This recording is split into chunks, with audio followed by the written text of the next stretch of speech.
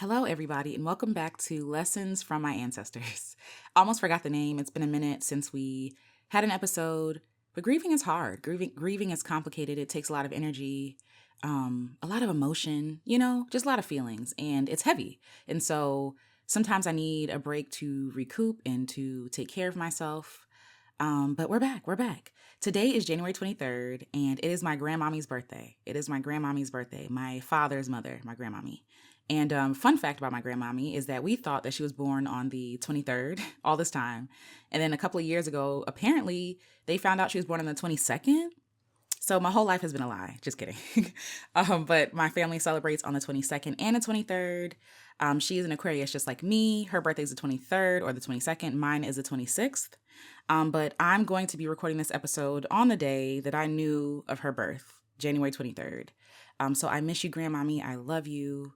This series has been so helpful to me to be able to reflect on the love, the memories, the time that I got to spend earthside with ancestors that I miss, ancestors that have had that have made a mark on my life the love that they gave me, the treasures, all the things that they gave me that I will carry throughout the rest of my life. Even though they're not here with me physically, they are with me. They are with me at all times. Their love, their care, the lessons they taught me, whether with word or with action, the love that we shared with each other, the memories, I'll always carry that with me. So yes, technically, their legacy carries on through me in a physical way, right? Like I look like them.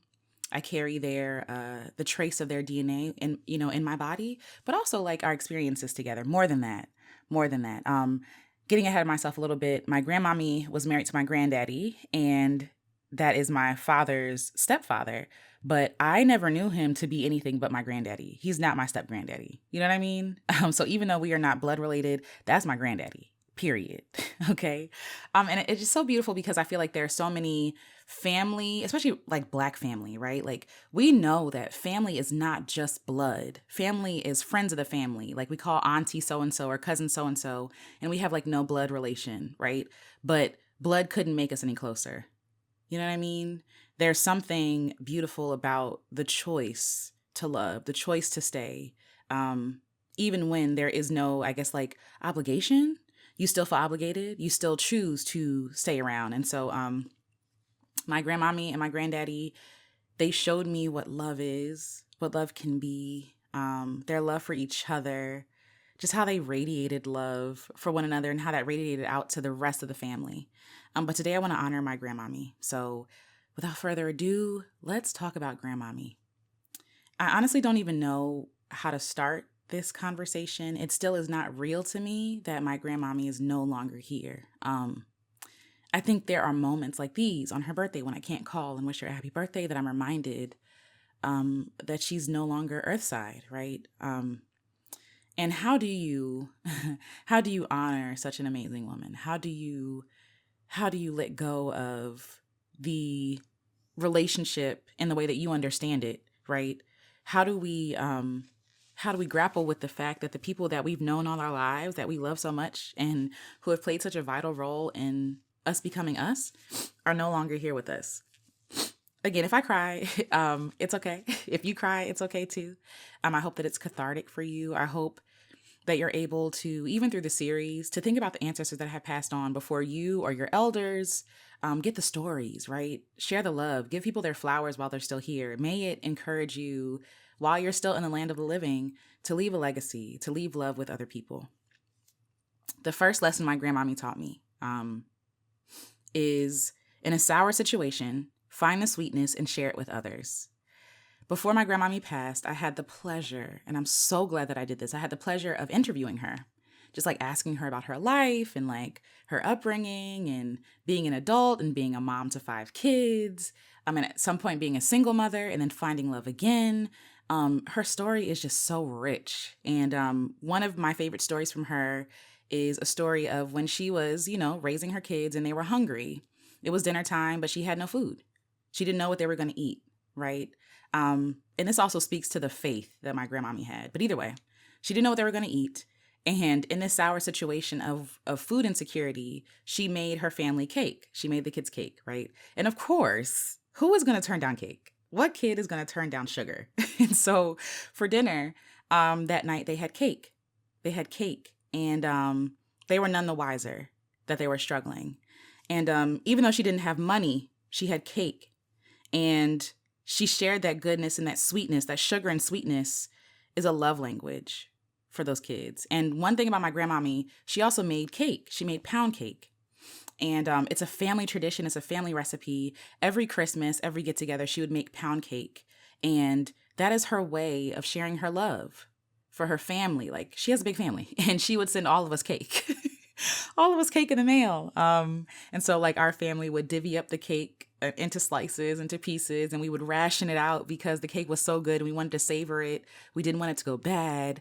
And so, yeah, so every year my grandmommy on multiple occasions would make us cake. And I really realized that sugar and sweetness is a love language for her. Like it was such a labor of love. Like you would walk in her house and you would smell the cake while it's cooking. We would have cake at dinner at her house, and then we would go home with cake. And so cake, like being a theme in my grandmommy's life, like being a theme, like that pound cake, like all the love, all the goodness. I will miss those cakes. I will miss those days. And hearing her story about how she took care of her children, even in the toughest times, with sugar and with love. Even in the toughest times, she didn't deny herself, nor did she deny her kids the ability to experience a joyful experience with dignity, right? With dignity. She didn't want them to know what was going on. So the first lesson is, in any situation, in sour, in celebration, in sorrow, in insecurity, to find the sweetness and to share it with others. Whether that be, the store-bought cake that she bought and made for her family that night when they didn't have food, or whether it's to your grandchildren and your sisters and your nephews and your nieces, to share love with them, So that's the first lesson from Grandmommy that I want to share, is to savor that sweetness, to find it even in the roughest of spots, and to share it with others, The second thing that I wrote down was to keep your heart open to love, no matter the heartbreak. So like I said, my granddaddy is my granddaddy, okay? We don't do step, we don't do half, we don't do none of that. That is my granddaddy, right? And my granddaddy is actually from the Bahamas. He's Bahamian. And, when I remember being a kid and just like marveling at their love for one another, at their dedication to each other. Even towards the end of my granddaddy's life, he developed dementia. And even though he wasn't able to, I guess, like perform in the way that he used to, as in like perform his love or show his love, because he likes to take care of my grandmommy. Even when he was ill, he would still always check in and ask her, like, how are you doing, dear? Are you all right? What are you doing, dear? Like always checking in, always having eyes on my grandmommy. And my grandmommy actually found my granddaddy after her first marriage to an abusive husband. And when she told me the stories of her crawling on her hands and knees, like trying to take care of her babies and her children, and how women in the neighborhood would help take care of each other, and they would keep each other's secrets and like help each other mourn and things like that. And because they were going through similar situations with their husbands. But my grandmommy, she said enough is enough. Okay. She did not stay.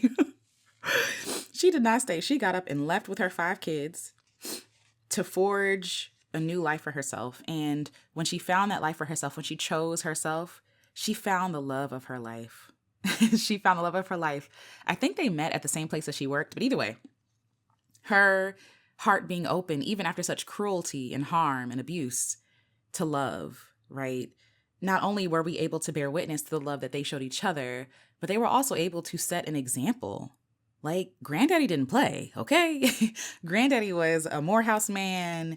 He was, he was very stern when he needed to be, and so loving. And even in his stern, I guess, like demeanor, there was still so much love there. And after all of that my grandmommy went through, all that she had suffered, all that she endured, she found love again. And Granddaddy was her greatest love. I probably put the song at the end of this, but I did a cover song of Baby, I Need Your Lovin'. Got to have all your lovin', right? And this was during the time that I was able to interview my grandmommy, but I recorded that song in honor of them and their love. Like, their love was so stunning. It's so stunning. You just sit and marvel, and you just knew You just knew that that man loved my grandmommy, and grandmommy loved that man. So she taught me to keep your heart open to love, no matter the heartbreak, and that you don't have to settle. You don't have to settle for a love that is painful, for a love that is hard, for a love that is harmful, that you deserve. You deserve a good, safe, restorative, healing, generous, kind love. You deserve that. And no matter how somebody else treated you, keep your heart open to the possibility of love. So that's the second lesson I learned from my grandmommy. The third, return to Savannah and marvel at the Spanish moss. Be present. So my grandmommy and her family are from Savannah. That's where she's from. She's from Savannah. And my father's from Savannah officially before they moved to Florida, to South Florida. But she would always talk about Spanish moss. She was like, I miss the Spanish moss. In South Florida, there wasn't really a lot of Spanish moss that I saw. By the time we got to like Eatonville or, maybe more northern Florida, there was more Spanish moss. But in Savannah, it's everywhere. It's everywhere. And every time I see Spanish moss or hear it or think of it, I think of my grandmommy. She longed for that Spanish moss. And unfortunately, grandmommy passed away, I think before she was able to go back and see the Spanish moss. I will double check on that. But it set something in me to go back to Savannah, to go back to the roots. And at some point I want to, go there and explore and really, dig my, hands deep into the dirt and like get to know like my roots, where I'm from. But she would always talk about the Spanish moss. And last year her sister passed away. And we were able to go to Savannah for the funeral. And I just remember the sunlight glistening through the Spanish moss like magic. It just looked like magic. And all I could think about was like, grandmommy. And I wish that she was here. And it's so unfortunate that like it sometimes takes death sometimes to bring you to places that you don't remember, but you know what I mean? You may not remember vividly certain locations or places, but you know that it's home. And now whenever I see Spanish moss, I think of my grandmommy and I think of home and I think of her stories. And like whenever she would speak of them, she would light up. And the lesson in that for me is to remain present, to marvel at the things that we sometimes take for granted. When was the last time you looked at a tree and marveled at it? When was the last time you looked at your surroundings and marveled at it? When was the last time you were present? She could recall it with such vivid memory. And she had this book in her home. And on the front cover of the book was the Spanish moss that she remembered. And I think it was like a mystery. It was like a mystery or something, like a whodunit. And she was like, I needed to get this book because I was so drawn to the cover, and the cover had Spanish moss on it. And she says it reminded me of home. So be present, marvel at nature. And even in nature, we are connected to our ancestors. So that's the third lesson. The fourth is to stay connected to your sisters and sisterhood. So my grandmommy had 3 sisters and a brother, if I'm not mistaken, and or a couple of brothers actually, sorry, but I've only met one. But her devotion to her sisters, like there are pictures of them everywhere. They would be talking all the time. When grandmommy passed away, I found photos of her and her sisters in the kitchen cooking and smiling and laughing as they do, just like talking and laughing in the kitchen. But she, no matter how long it had been between the time that she saw her sisters last and the present, she was always talking about them. And she was always talking to them. She was always in connection with them. And at the end of the day, with all the things that she went through, her sisters were her people. You feel me? Like, her sisters were her people. And I felt like I got to meet them. Even if I didn't get to physically meet them, I feel like I met them through the stories that she told, through the legacy that even she carried with her moving to South Florida, So being connected to sisterhood and sisters, like that is such a strong lesson from her. Like, your sisters are everything. At the end of the day, your sisters got your back. You know what I mean? Like, I can't relate. Like, I've been hurt by Black women. I've been harmed by Black women. I also don't have any biological sisters. Like I don't have any sisters.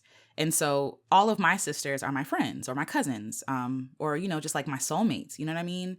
And they're my sisters. And at the end of the day, like, even though I have been hurt by other Black women who I consider to be my sisters always got me. Like the real ones, the real sisters, right? The ones that are committed, the ones that are like, through breakups, through heartache, through death, through pain and childbirth and loss. Like these are the women who are in my corner for everything.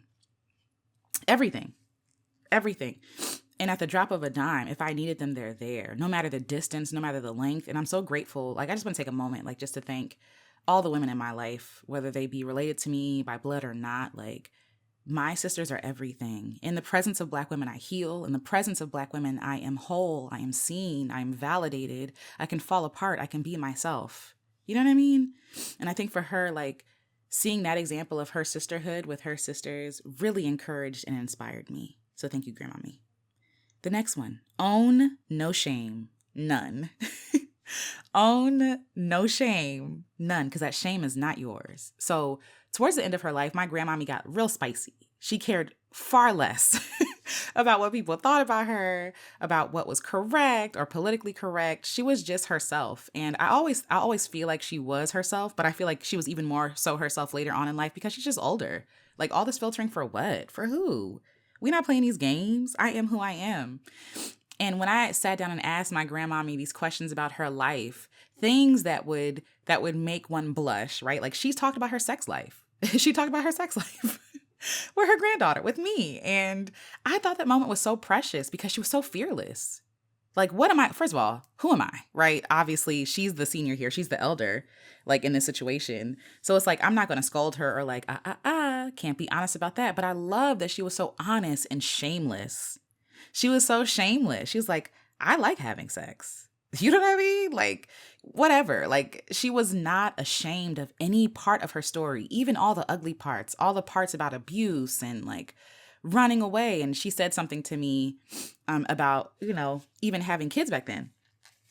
She was like, I didn't know anything about birth control. I just kept having babies. You know what I'm saying?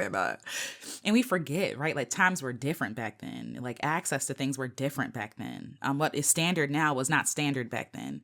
And so hearing her talk about those things that were a struggle for her and those things that she, like learning about herself as a woman, there was just no shame. And even like her daughters would be like, Mommy, don't say that, or that's not nice, or whatever. And she did not care. She could not be silenced. She could not be silenced. And that is goals. That is goals. Because what are we ashamed of? Who are we afraid of? What are am I afraid that they're going to be like, oh, I don't want to hang out with you no more? Okay. I'm free though, right? Like I might not be liked, but I'm free. And I think my grandmommy was just free. She was just so free. She said what she wanted. She did what she wanted. She ate what she wanted. She watched what she wanted. Like, and nobody could stop her. Nobody could stop her. So own no shame. There's nothing to be ashamed of. There really is no shame. That shame that we're convinced to feel. Like, and I understand shame when you hurt somebody, when you do something, upsetting, right? The shame is there to evoke empathy, right? And to change. Like, oh, I made somebody feel bad. Let me apologize or make amends. But I'm talking about the shame that is not ours, that is put on ours for being Black women, for having Black bodies, and for making mistakes or for not knowing what we're doing. My grandmommy had no shame for starting over, for putting down, like, she never talked about like the shame that she felt as a divorced woman. It never felt like she felt like she was a failure.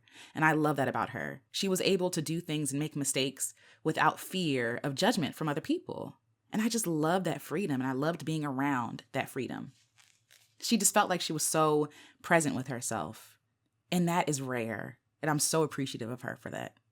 I don't know what number we're on, but the next lesson Grandmommy taught me was, I love you. Never hold back. Savor and share it. That I love you. Even as I think about, it's just so tender. I think about hearing her say, I love you. My grandmommy never wasted an opportunity to say, I love you. Even if she's sitting right in front of you and you're not leaving, I love you. My grandmommy was in a house full of people. She was the one person that I knew saw me there could be a house full of people, and through all the noise and all the bodies, her eyes cut to you, like cut through everything. And that glance is like, I love you. I'm so happy you're here. Tell me what's going on in your life. And it wasn't fake. You know what I mean? Like, it wasn't fake, or it didn't feel like an obligation. It felt like, I really do love you, and I'm really like taken with you. And I miss being seen like that. I miss being seen like that. There was at Grandmommy's house, like, everybody's so cool and so like lively and talkative, and like everybody's catching up. And sometimes I feel like the black sheep of the family, and not because of love or anything like that, just because of like difference. You know what I'm saying? I also live the furthest away from Grandmommy than everybody else did. I live in Maryland. She lived in Florida. So everybody else was in Florida, South Florida, or Georgia. And so they were able to, visit her more often. And so when I would come and visit, sometimes other people would be there. Sometimes they wouldn't. One of my best memories is us sitting on the couch and watching, what is it? Like, there's a show on Animal Planet or something where the dogs have to go to the vet for like injuries and stuff. And, so we would sit on the couch together, and she would just like ask me about life, and we would sit there in silence and just like loving the presence of one another. And, there's nothing like when you feel like the black sheep, when you feel like you're being lost in a sea of people, the one person seeing you, you know what I mean? And really seeing you, not just, I see you with my eyes, but I see you with my soul. And my grandmommy saw me. And when she saw me, I knew that was love. If we're on the phone, I love you so much, and she never held back, I love you. And I would offer that to you. If there are people that you love, that you need to tell that I love you, like, I say it all the time. And I hope that it doesn't take away the, it being potent, right? But I mean it. There are people that I remind, I love you so much. I love you. I love you. Like, I need you to know that I love you. Like, it's not convenience for me. It's not like, oh, you're cool or you make me laugh. It's like, no, I love the soul of you, right? And Grandmommy's lesson to me is to never waste an opportunity to tell someone you love them. It's never to waste an opportunity to see people and to be present with them, like fully present and engaged with their soul. Seeing someone is impactful. Seeing someone will leave a mark that they will never forget. And the question is, are you being seen, and are you seeing? So never hold back and I love you. Never hold back and I love you. There's fear, right? When I say that I love people, because I'm afraid of them running away. I'm afraid of them thinking that I'm too much, or that I'm love bombing them or whatever. But it's like, I'm so sincere. I'm so sincere. I mean it. Like, no, I love you. Like, there are people that I meet and I fall in love with. There are people that I'm taken with, right?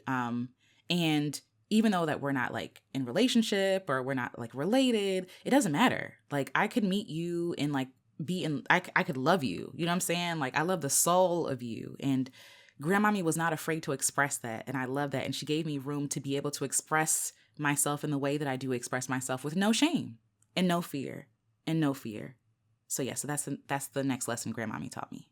The next lesson Grandmommy taught me was to choose yourself in safety. Never let fear make you stay.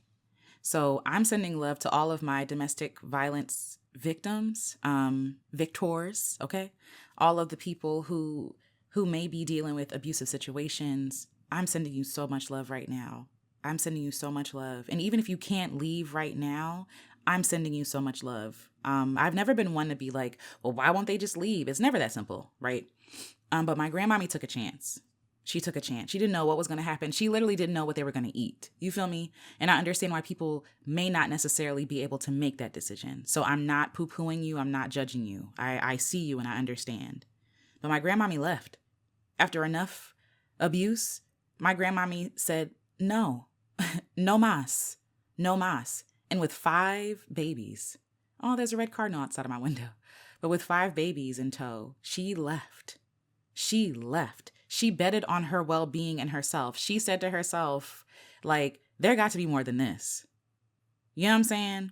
There has to be more than this. She said to herself, like, I've had enough of being harmed by a person who doesn't love me, who says that they may say that he loves me with his words, but his actions show otherwise. He's putting me in danger, my kids in danger, and I no longer want to live like this. I no longer want to live like this. And I'm sorry, I should have put a warning in the beginning.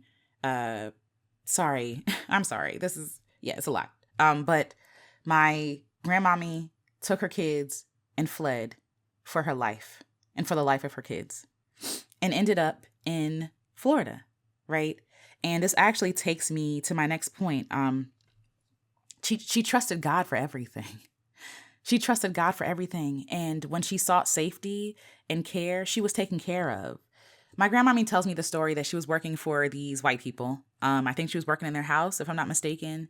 And because she was there and she was working with them, they actually treated her very nice. They treated her nicely and they cared for her. They gave her food to take home, right? She didn't know where she was going to eat. Remember I told y'all the story about the cake? They gave her food. They gave her food to take home to her kids. Like she wanted for nothing. You know what I mean? And it's just amazing to marvel at God's goodness. I'm so taken. I'm in awe. God took care of my grandmommy. God honored her leaving and choosing herself because God didn't want her in that abusive situation in the first place. We like to victim blame and tell people that God said you should stay and work it out. No, you don't. You don't have to stay and work it out. You can leave. You're doing no harm to anybody by leaving. If anything, you're saving your own life and the life of your loved ones, right? And that person will figure it out. Like they will be fine. But my grandmommy was willing to step out on faith. She left with faith and God took care of her. And that story is so inspiring to me because there's so much that I fear, and maybe it's not harm, but it's a fear of like not being taken care of, a fear of like, what's next? What's going to happen? I don't know, but it's not this, right? There's so many situations where I'd be like, this is not it, right? Like this, I don't know what it is, but it's not this, right? And my grandmommy was able to be like, it's not this. And I'm willing to get up and figure out what is. What is this? And by her stepping out on faith, she was taken care of by the people that she worked for. She was able to take care of her kids. She was able to fall in love again. And not saying that that's the goal, right? The goal is not necessarily to fall in love, but these are beautiful things that happen in her life by her stepping out on faith and trusting God for everything. And God provided for her. God provided for her. God took care of her and her kids because she chose safety. She chose to love herself. You know, like God honored her. And I'm so appreciative to God for that. I thank God for protecting my grandmommy. I thank God for taking care of her kids, you know, like 5 kids. And like, I don't know what I'm going to do, but we're going to figure it out. And she figured it out. So those 2 lessons are to choose yourself over everything. Bet on yourself. Believe that you are worthy of good things. Like trust that you are a good thing, deserving of good things. You know what I mean? And step out on that faith. Step out on that faith that you are a good thing. And the second is that God takes care of everything. God provided everything for her in ways that she could not even orchestrate or imagine, you know? And the last lesson that I have for right now, and I might add some more actually, or might do a part 2 at some point, but you deserve to be loved well. That's the lesson that she left me. My grandmommy was loved so well by her coworkers, her kids, her husband, her grandkids. She was surrounded by love, and she was such a lovable person. And she showed me that you are deserving of being loved well. And from that overflow of the love that she received, she spread it to everybody, to everyone, to everyone. Another thing I want to say that I didn't write down is to live life. My grandmommy lived, okay? She loved cruises, okay? She liked going to the casino. Don't let nobody, you know, she liked the casino. She liked to have fun. My grandmommy lived. She lived. And so the tears that I cry are tears that mean that I miss her, right? I don't weep for her like, oh, she was taken too soon. Or, I mean, she will always be taken too soon. Like she could have been 135 and it would have been too soon for me, you know? But I don't cry because she lived a life unlived. I cry because I miss her. But she was full of life. She was full of life up until when she passed away. The last conversation I had with her was hard because she wasn't able to speak the way that I remember her speaking towards the end of her life. She had dementia, and dementia is cruel and it's unfair and it makes me angry. But even when I spoke to her and I said, "Hi, Grandmommy, it's Alicia," and she just lit up, "Alicia." I could hear her trying to say my name, "Alicia." And she was making these noises of joy, like these sounds of joy, of just like hearing my voice. And I will remember that forever. I will remember that forever. It was a hard conversation because I was afraid to have a conversation with her because I wanted to remember her as I remembered her, you know? I wanted to remember her as vibrant and lively and happy, and it just didn't make sense to me that she was just not herself. You know what I mean? But even towards the end of her life, she was still herself. At her funeral, she didn't look anything like herself. And that's okay. Death is an interesting thing. It's like no matter how pretty they make up the person, it's still not the person. You know what I mean? And my uncle, her little brother, was like, I don't want to remember her like this. That's not the one I remember. I remember her like this. And he pointed to her portrait, and I was like, me too. Seeing her there was closure, right? I mean, it still ripped my heart into pieces. But what I will always remember is my lively, vibrant, loving, laughing, shameless, beautiful grandmommy.